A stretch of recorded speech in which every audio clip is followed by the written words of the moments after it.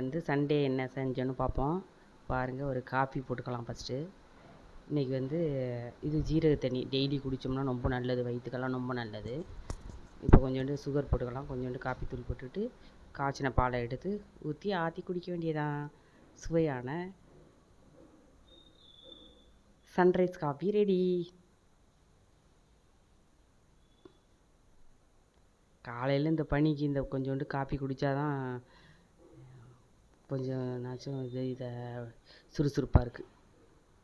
இன்றைக்கி வந்து நம்ம வந்து ஆப்பமும் வத்த குழம்பு வச்சிடலாம். வத்த குழம்பும் நம்ம வீட்டிலே பறித்த கீரை இருக்குது, அதை வந்து ஒரு பருப்பு போட்டு கடைஞ்சிடலாம். பொன்னாங்கண்ணி கீரை. இன்றைக்கி ஆப்பத்துக்கு எப்படி அரிசி ஊற போடுறதுன்னு பார்த்துடலாம். இப்போ வந்து 1 கிலோ அரிசியை வந்து பாதி அரிசி வந்து பச்சரிசி, பாதி புழுங்கல் அரிசி போட்டுக்கணும். அரைப்படி பச்சரிசி, அரைப்படி புழுங்கல் அரிசி போட்டுக்கிட்டு நல்லா களைஞ்சிட்டு ஒரு 5 மணி நேரம் ஊற வச்சுருங்க. 5 மணி நேரம் கம்மியாக, அதுக்கு மேலே எவ்வளோ நேரம் வேணாலும் ஊற வைக்கலாம். ஊற வச்சுட்டு அதில் வந்து இது 1 கிலோ படி, இது வந்து 1/4 கிலோ படி. இதில் வந்து இந்த 1 கிலோவுக்கு 1/4 கிலோ உளுந்து போட்டுக்கணும். கரெக்டாக இருக்கும். 1 கிலோவுக்கு 1/4 கிலோ உளுந்து போட்டுக்கிட்டு ஒரு ஸ்பூன், பெரிய ஸ்பூனால் 1 ஸ்பூன் வெந்தயம் போட்டுக்கலாம். நாங்கள் எங்கள் ஊர்லலாம் என்ன பண்ணுவோன்னா, பழைய சோறு இருந்துச்சுன்னா அதையும் போட்டு அரைப்போம். ரொம்ப பொசு பொசு பொசுன்ட்டு இருக்கும் ஆப்பம். அதனால் பழைய சோறு அது எப்போதும் இருக்கும்ல, அதில் வந்து புழிஞ்சிட்டு ஒரு 2, 3 கைப்பிடி போட்டு அரைக்கையில் போட்டு அரைக்கிறது. ஆடுகளில் தானே அரைப்போம், அரைக்கையில் போட்டு அரைச்சோம்னா ரொம்ப சூப்பராக இருக்கும். அது தேங்காயும் நல்லாயிருக்கும். இப்போ நல்லா அரைச்சி கரைச்சி ஒரு நைட்டு சாயந்தரம் கரைச்சி வைக்கிறோன்னா நைட்டு பூரா இருக்கணும், காலையில் ஊற்றணும். சூப்பராக இருக்கும். தேங்காய் நிறையா இருக்கும்ல, அதனால் வந்து இதை கொஞ்சோண்டு ஒரு லீவ் கிடைச்சாலும் இது செஞ்சிரும். பலகாரத்துக்கு பலகாரம் இதான், டிஃபனுக்கு டிஃபன் இதான்.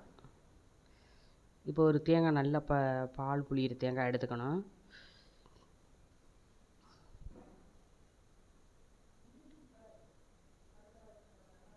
கொஞ்சம் நல்லா முத்தின தேங்காய் எடுத்துக்கிட்டு, அப்போ தான் பால் நல்லாயிருக்கும். எங்கள் ஊர்லலாம் இந்த குடுமியை எடுத்தோன்னா திட்டுவா. அந்த இது தேங்காய் உடைக்கிற வரையும் அந்த குடுமி எடுக்கக்கூடாது, உடைச்ச பிறகு தான் அந்த குடுமியை எடுக்கணும். நான் இங்கே வந்து அது என்னமோ டிஸ்டர்பன்ஸாக இருக்குதுன்ட்டு நான் முதல்லே உரித்து போட்டுடுறது. அந்த நாராக வீட்டுக்குள்ளே கொட்டும் அப்படின்ட்டு இங்கேயே உரிச்சு போட்டு போயிடுறது.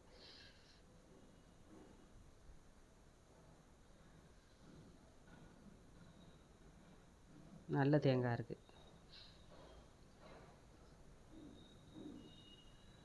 பாலுக்கு சரியான தேங்காய். இதை நம்ம நல்லா திருவிட்டு சும்மா மிக்சியில் 2, 3 ஓட்டிட்டோம்னா சட்னி மாதிரி அரைக்காமல் ஓட்டிட்டு ஏலக்காய் ஒரு 5 ஏலக்காய் போட்டுக்கிட்டு அடிக்கணும். அந்த பால்லே இந்த இது ஏலக்காயோட ஃப்ளேவர் இறங்கும். இந்த பாருங்கள், இது மாதிரி திரியாக இது அப்போ தான் நல்லா பாலை கக்கும். புளிஞ்சிட்டு கொஞ்சோண்டு ஒரு சிட்டிகை உப்பும் தேவையான சுகர் போட்டுக்கணும். இது ரொம்ப நல்லது, வாய் வயிறு புண்ணுக்கெல்லாம் இது ரொம்ப நல்லது. காலையிலே வந்து ஒரு 48 நாள் குடித்தா வாய் வயிறு புண்ணே சுத்தமாக இல்லாமல் போயிடும். ஒரு சிட்டிகை உப்பு போட்டுக்கோங்க. சுகர் நம்மளுக்கு தேவையான அளவு. தேங்காய் பால் ரெடி. இப்போ இந்த பாருங்கள், மாவு பொங்கிருச்சு. நான் ஆப்பங்கிறதுனால கம்மியாக தான் அரிசி ஊற போட்டிருக்கேன். இப்போ கொஞ்சோண்டு தேவையான தண்ணி ஊற்றி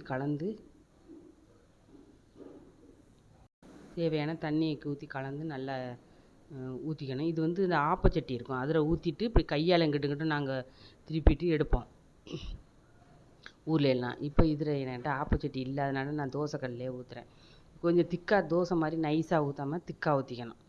இது ரொம்ப இப்படி கையில் எடுத்துட்டு இப்படி எடுத்து தட்டில் போடுறதுக்குள்ளேயே அப்படியே கொட்டிடும். அவ்வளவு பொதுன்னு நல்லா பொசு பொசுன்னு சாஃப்டாக இருக்கும். சும்மா 2 சுற்று, அவ்வளோதான். மூடி வச்சிட வேண்டியதான். சுவையான ஆப்பம் ரெடி. இதை பாருங்கள், எப்படி சாஃப்டாக இருக்குது. ரொம்ப நல்லது, இது உடம்புக்கு ரொம்ப நல்லது. ஏதோ ஒரு வகையில் தேங்காய் பால் சேர்த்துக்கணும் நம்ம.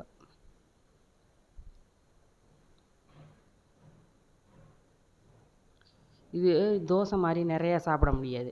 டக்குன்னு ஒரு மாதிரி இது மூஞ்சில் அடித்த மாதிரி போயிடும். அதனால் ஒரு சட்னி ஒன்று வச்சுக்கிட்டோம்னா வேணுங்கிறவங்க சட்னி எடுத்துக்கலாம். இது ரொம்ப நல்லா இருக்கும், ஆனால் சாப்பிட சூப்பராக இருக்கும். இப்போ தாராளமாக ஊற்றிக்கிட்டு இப்போ தொட்டு சாப்பிட்டோம்னா தொண்டையில் இறங்குறதே தெரியாது, அவ்வளோ சாஃப்டாக இருக்கும், பொசு பொசுன்னு. இப்போ இன்றைக்கி வந்து ஒரு சுண்டைக்காய் வத்த குழம்பு வச்சிடலாம். இந்த சுண்டைக்காய் வத்தலை வந்து வறுத்து ஃபஸ்ட்டு தனியாக எடுத்து வச்சுங்க. சாதம் வந்துகிட்டு இருக்கு. கிளைமேட்டு தான் பனியும் மழையும் சேர்ந்து ஒரு மாதிரியாக இருக்குது. நல்லா நல்லெண்ணெயில் போட்டு வறுத்து எடுத்து வச்சுக்கணும். உப்பு கம்மியாக போடணும். இதில் உப்பு நிறையா இருக்குது இந்த சுண்டைக்காய் வத்தலில். நாங்கள்லாம் ஊரில் போடுவோம், இவ்வளோ உப்பு இருக்காது. அது மண்டை கண்ட உப்பு இருக்குது, அவ்வளோ உப்பு இருக்குது, தொட்டுக்கெல்லாம் முடியாது எடுத்துக்கிட்டு. இப்போ நிறையா பூண்டு உரித்து வச்சுக்கணும். சின்ன வெங்காயம் நிறையா உரித்து வச்சுக்கணும். ஒரு லெமன் சைஸு புளி எடுத்து கரைச்சி ஒரு 3 ஸ்பூன் மிளகாத்தூள், 4 ஸ்பூன் மல்லித்தூள் போட்டு குழம்பு மசாலாத்தூள் போட்டு கல் உப்பு போட்டு கரைச்சி நான் இதை வச்சுருக்கேன்.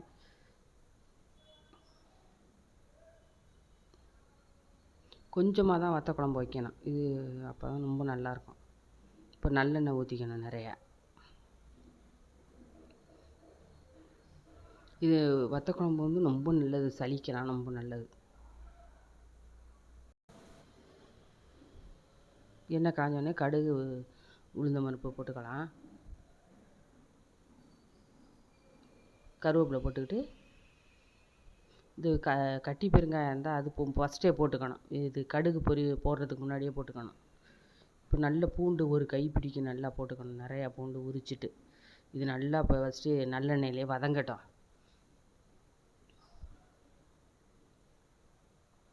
சிம்மிலே இருக்கட்டும், அப்போ தான் அந்த பூண்டு இல்லைன்னா கருகி போயிடும். நல்லா இந்த ஒரு கைப்பிடி பூண்டு அப்படியே வதங்கணும். ரொம்ப நல்லாயிருக்கும் அந்த குழம்பு.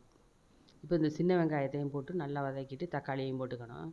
போட்டுக்கிட்டு தக்காளி கொஞ்சம் நிறையா போட்டுக்கணும். இது ரொம்ப சின்ன தக்காளி.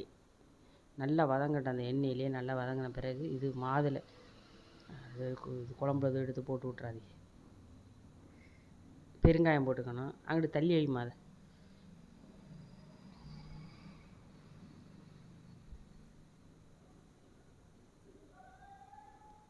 பெருங்காயத்தை போட்டு நல்லா வதக்கிட்டு கட்டி பெருங்காயமாக இருந்தால் ஃபஸ்ட்டு போட்டோம்னா ரொம்ப நல்லது. அது இந்த கரைச்சி வச்சுருக்க கூட்டி வச்சுருக்கோம்ல குழம்பு, அதை எடுத்து அதில் ஊற்றிடணும்.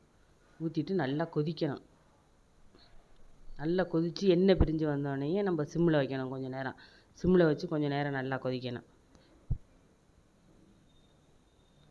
நல்ல சூடாக சாதத்தை வடிச்சுக்கிட்டு இந்த குழம்பு ஊற்றிக்கிட்டு உப்பு கம்மியாக போடுங்க. ஏன்னா அந்த சுண்டைக்காயில் வந்து நிறையா இருக்குது உப்பு. நல்லா வத்திருச்சு. உப்பு கம்மியாக போட்டோன்னா இந்த சுண்டைக்காயில் உள்ள உப்பு இறங்கும். இப்போ கடைசியில் நல்லா கொதித்து இறக்க போகிற ஸ்டேஜில் இந்த சுண்டைக்காய் வத்தை போடுங்க. ஒரே ஒரு வெல்லம் பீஸ் ஒன்று ஒரு சின்ன பீஸ் போடுங்க, நல்லாயிருக்கும். அந்த இனிப்பு புளிப்பு காரம் இதெல்லாம் பேலன்ஸ் பண்ணும். இது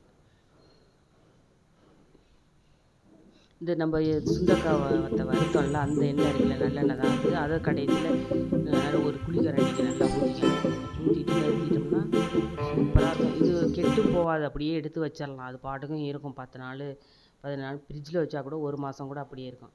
இது வந்து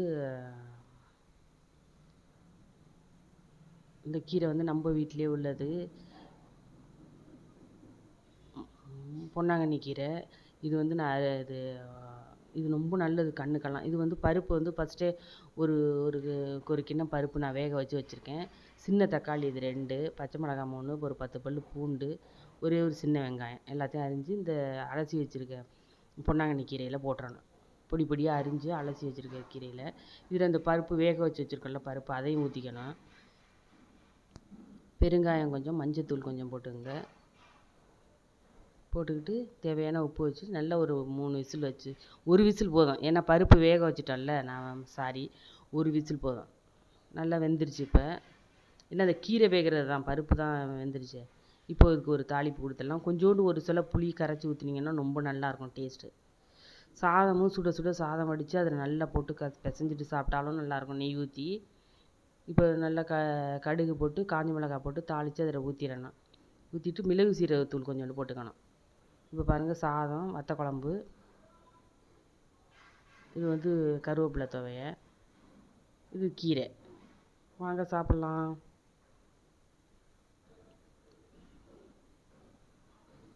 சாதம் போட்டுக்கிட்டு இந்த கீரை போட்டு நெய் போட்டு சாப்பிட்றனாலும் சாப்பிட்லாம், நல்லாயிருக்கும். தொட்டுக்கிறதுக்கும் நல்லாயிருக்கும். வத்த குழம்பு என்ன பெஸ்ட்டு, சூப்பராக இருக்கும். அதனால் எல்லோரும் வத்த குழம்பு தான் ஊற்றிக்குவாங்க. இது கீரை தொட்டுக்க வேண்டியது. இதிலே வத்த குழம்புலேயே நாங்கள் வந்து நல்லெண்ணெயும் ஊற்றிக்கலாம், நெய்யும் ஊற்றிக்கலாம். இது கருவேப்பிலை துவைய சூப்பராக இருக்கும்.